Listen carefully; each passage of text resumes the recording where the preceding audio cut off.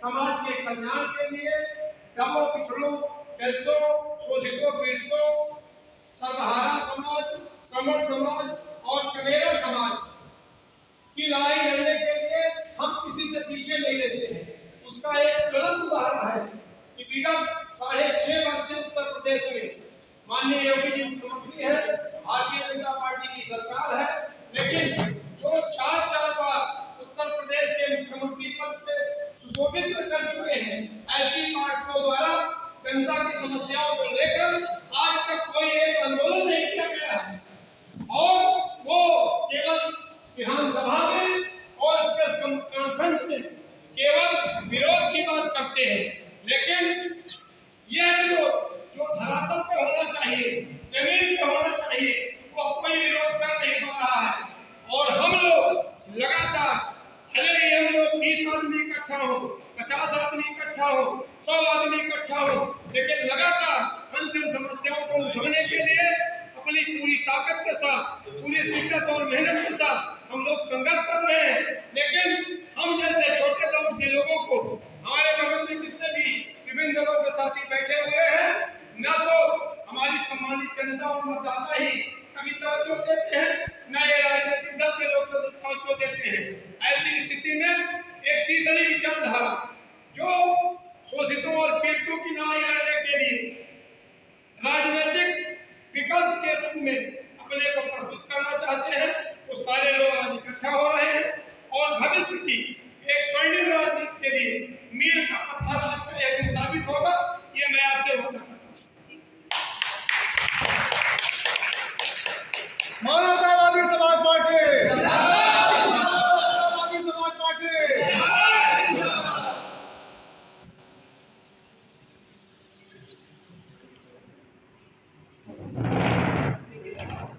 Common hall दारू सभा में यह कार्यक्रम संपन्न हो रहा है, जहां तमाम मानवतावादी समाज पार्टी,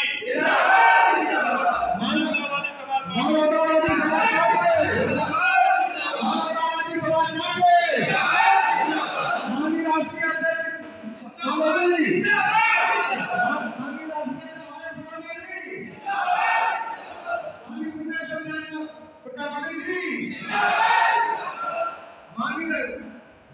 महासचिव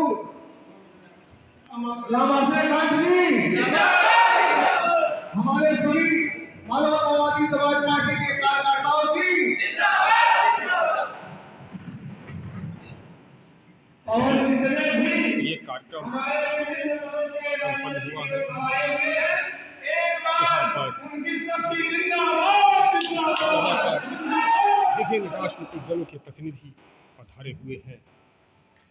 Indian national democratic Republican alliance के विभिन्न साथी यहाँ आए हुए हैं और 2024 के लिए रणनीति तय कर रहे हैं कि 2024 में कैसे सामना किया जाए, 2024 में कैसे भारत में सरकार बनाई जाए, कैसे व्यवस्था परिवर्तन किया जाए, कैसे सबको शिक्षा दिया जाए, कैसे सबको रोजगार, स्वास्थ्य सुविधाएं दी जाएं।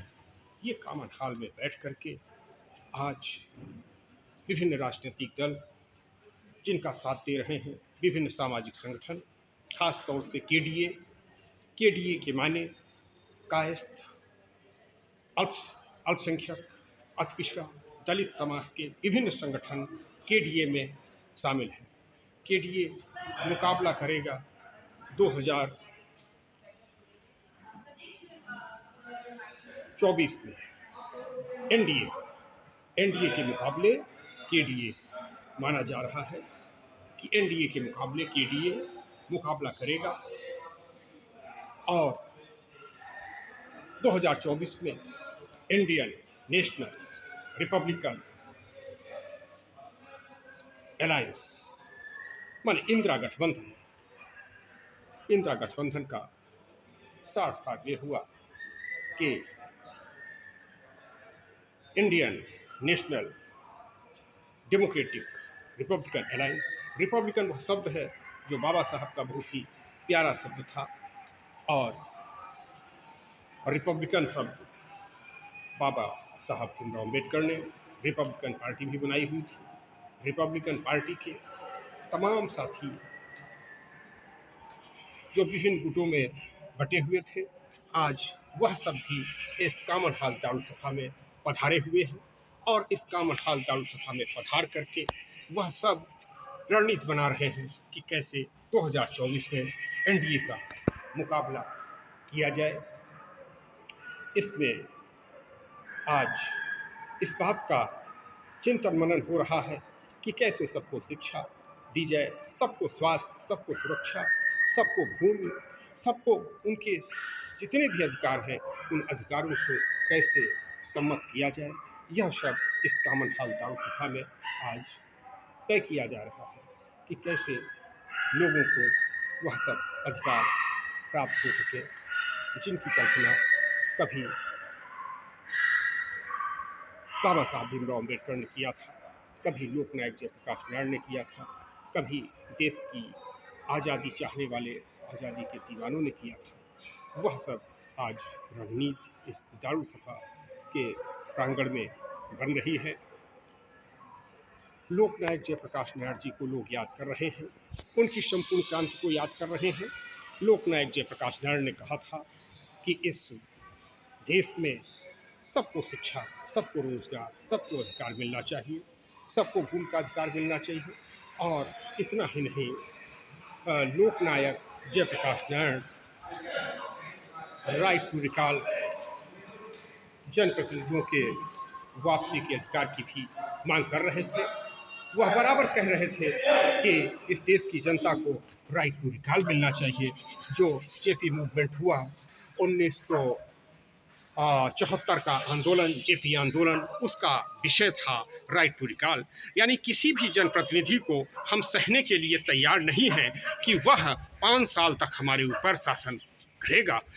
अगर किसी तरीके से गलत जनप्रतिनिधि चुन गया है तो उसे वापसी का अधिकार होना चाहिए। आखिर हम अपने ग्राम प्रधान को हटा सकते हैं अविश्वास के द्वारा, हम अपने क्षेत्र पंचायत के अध्यक्ष यानी ब्लॉक प्रमुख को हम हटा सकते हैं, हम हटा सकते हैं अपने जिला पंचायत अध्यक्ष को हटा सकते हैं।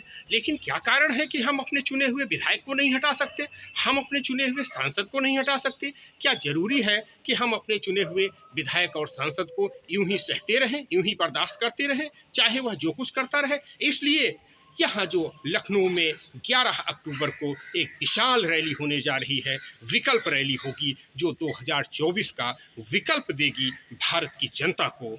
माननीय श्रीमती चौधरी किरण सिन्हा के नेतृत्व में जनता दल आई, इंद्र कुमार गुजराल की राष्ट्रीय अध्यक्ष माननीय श्रीमती चौधरी किरण सिन्हा के नेतृत्व में 2024 में एक सरकार बनेगी। वो होगी जनता की सरकार, वो होगी जनता दल आई की सरकार, वो होगी Indian national democratic Republican alliance की सरकार। उस सरकार को बनाने के लिए जनता के सामने एक ठोस विकल्प देने के लिए जनता दल आई के द्वारा इको गार्डन लखनऊ में विराट रैली का आयोजन किया जा रहा है 11 अक्टूबर 2023 दिन बुधवार, जो लोकनायक जयप्रकाश नारायण जी की जयंती का भी दिन है। और याद रहे कि जनता दल की स्थापना, जनता दल की पुनर्स्थापना भारत रत्न लोकनायक जयप्रकाश नारायण की जयंती के अवसर पर 11 अक्टूबर को 88 को किया गया था। यद्यपि भारत रत्न लोकनायक जयप्रकाश नारायण जी ने जनता पार्टी की स्थापना नेताजी सुभाष चंद्र बोस के जन्म दिवस पर किया था, परंतु उनके अनुयायियों ने कहा नहीं, हम जनता पार्टी को पार्टी शब्द अंग्रेजी है उसको हिंदी में करेंगे, और पार्टी से बदल करके हिंदी में कर दिया, उसका कर दिया जनता दल। इस प्रकार से जनता दल की पुनर्स्थापना जो हुई है वो 11 अक्टूबर 1988 को हुई है, और 11 अक्टूबर 1988 को भारत रत्न लोकनायक जयप्रकाश नारायण जी के जयंती के अवसर पर जनता दल की स्थापना हुई।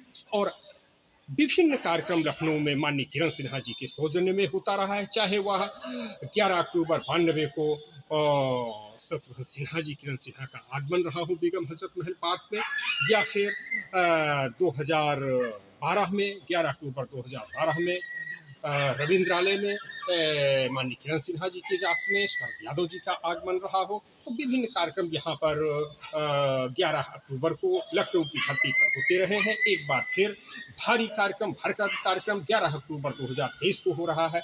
आप सब इस ऐतिहासिक पल के गवाह बने और 11 अक्टूबर 2023 दिन बुधवार को इको गार्डन लखनऊ पहुंचकर अपनी उपस्थिति दर्ज कराएं। उन विभिन्न नेताओं का, विभिन्न समाज सुधारकों का वक्तव्य सुने, समझें, जो देश में बदलाव चाहते हैं, जो सबको शिक्षा रोजगार देना चाहते हैं, जो सबको विभिन्न प्रकार के अधिकार देना चाहते हैं, जो सबको अधिकारों से सम्मत करना चाहते हैं, जो राइट टू रिकॉल लाना चाहते हैं और जो भारत में भारत रत्न लोकनायक जयप्रकाश नारायण के सपनों का भारत बनाना चाहते हैं, उन सब के विचारों को सुनने के लिए आज 11 अक्टूबर 2023 दिन बुधवार इको गार्डन लखनऊ में आमंत्रित है। आप सब निकलिए। यहाँ पहुंची हुई थी जनता खबर और जनता खबर आपको दिखाती रहेगी, हर प्रकार की खबरें, राजनीतिक खबरों से रूबरू करती रहेगी। आप सब देखते रहिए जनता खबर। धन्यवाद। जनता खबर।